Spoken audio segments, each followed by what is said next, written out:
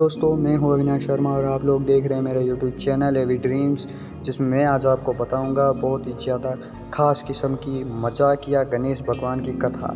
और ये कथा बहुत ही ज़्यादा मजाकिया भरी है, मतलब इसमें थोड़ी बहुत मजाक है, लेकिन याद रखिएगा ये एकदम असली कथा है। ये तिलकुटी संकट चतुर्थी व्रत की कथा है। ये माघ माह में होती है और ये भगवान श्री गणेश की कथा है। तो जो ये व्रत करते हैं तो उनको तो पता है, लेकिन फिर भी मैं बता देता हूँ कि ये कथा व्रत के बाद में एक छोटी सी कहानी के रूप में बताई जाती है। और ये कहानी बहुत ही ज़्यादा मज़ेदार है दोस्तों।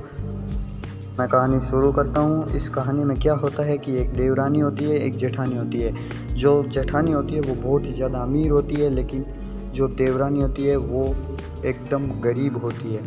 तो इसकी कहानी क्या है ये मैं आपको बता देता हूँ कि जो जेठानी है उसके घर में वो देवरानी झाड़ू पोछा करने के लिए आती है। वो वहाँ की नौकरानी होती है, वो वहाँ पर आती है और झाड़ू पोछा करती है।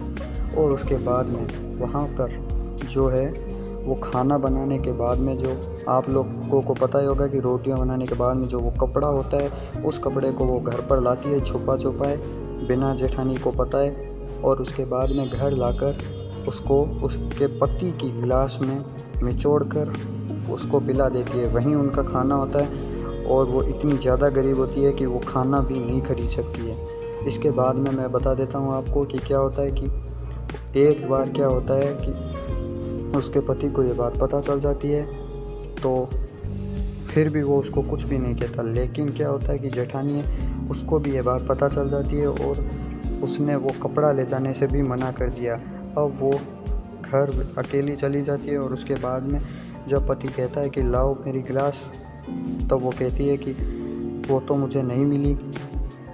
तब उसको गुस्सा आ जाता है, वह उसे मारने लगता है और बहुत बुरी तरीके से डांट फटकार कर वो चुपचाप रोती हुई एक कोने में बैठ जाती है। उसके बाद में वो गणेश भगवान का ध्यान करती है और थोड़ी देर बाद गणेश भगवान उसके सामने प्रकट हो जाते हैं। तो दोस्तों अब कहानी बहुत ही ज़्यादा मज़ेदार होने वाली है। तो गणेश भगवान कहते हैं कि मुझे भूख लगी है, कुछ खाने के लिए दो।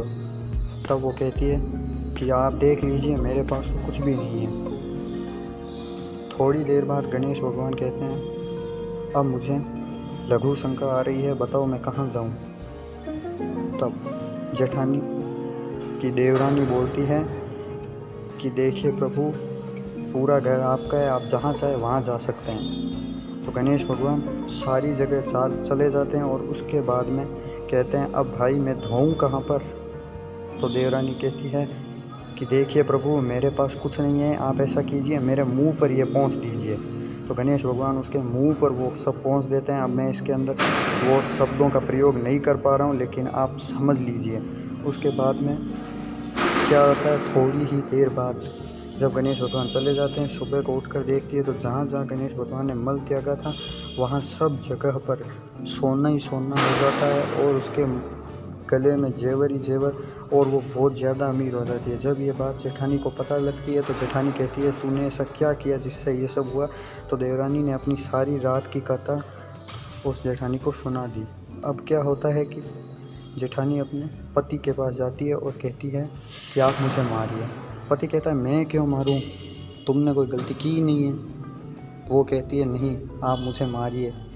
तब पति अपनी चप्पल उतार कर उसे बहुत ज़ोर ज़ोर से मारने लगता है और वह रोती हुई एक कोने में बैठ जाती है। फिर उसके घर में भी भगवान श्री गणेश आते हैं और कहते हैं मुझे लघु शंका आ रही है, तो बताओ मैं कहाँ पर जाऊँ। तब जेठानी कहती है इतना बड़ा घर है, आप जहाँ चाहे कहीं भी चले जा सकते हैं। अहंकार वश में उसने ये कह दिया और उसके बाद गणेश भगवान सारी जगह पर चले गए। अब कहा कि अब मैं पहुँचूँ कहाँ पर। तो जेठानी कहती है आप मेरे मुंह पर पहुँच दीजिए।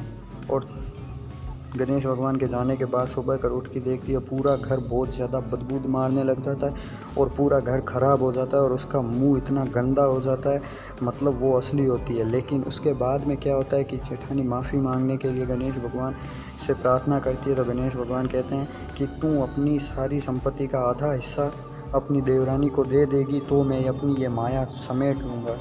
तो जेठानी ने अपनी सारी संपत्ति की आधी संपत्ति देवरानी को दे देती है और उसके बाद में गणेश भगवान अपनी माया समेट लेते हैं। अगर दोस्तों ये वीडियो आपको पसंद आया है तो सब्सक्राइब कीजिए, लाइक कीजिए और बेल आइकन ज़रूर प्रेस कीजिए।